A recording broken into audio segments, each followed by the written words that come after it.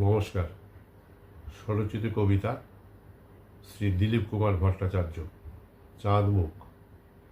আমাকে জাগালে কুয়াশা ভরা ভোরে, তোমার স্পর্শে আমার হৃদয় স্নিগ্ধ মমতায় স্বপ্ন প্রেম শিরায় শিরায় নবজাগরণে।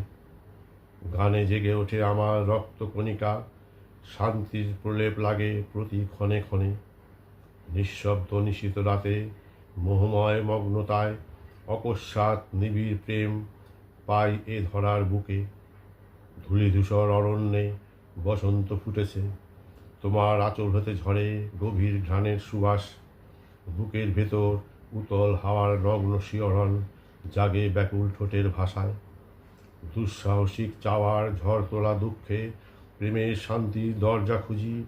দিগন্তের মায়ামেঘ আনন্দে এক ঝটকায় অবিন্যস্ত চুল বিষ নিঃশ্বাসে পুড়ে ছারখার। অপূর্ব সেই মধুমাসে টলমল পায়ে আজও সেই পথ হেঁটে চলি একা।